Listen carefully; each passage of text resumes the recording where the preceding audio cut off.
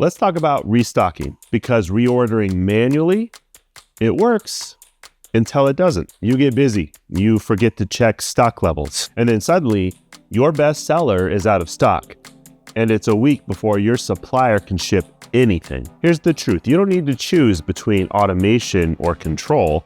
You can have both.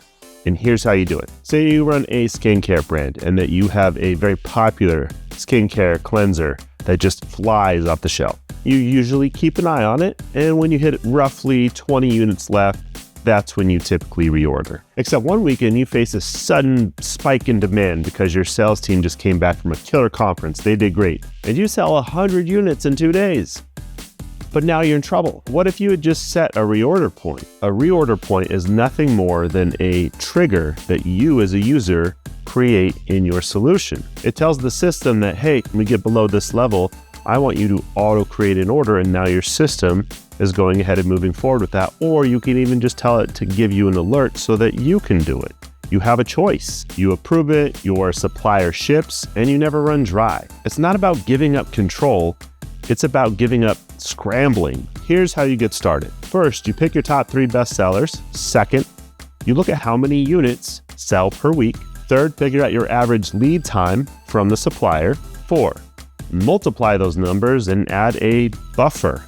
You now have a reorder point. Little bonus tip, if you want to add another preventative measure to stockouts, see if there's other suppliers so that if need be, you can have multiple shipments inbound in sudden surges of demand. These are common functions in many inventory solutions, but if you're still uncertain about how to get started with this, I'll put a link in the description so you can start where you're at. And now with your auto reorder point, you set it, you test it, you adjust it.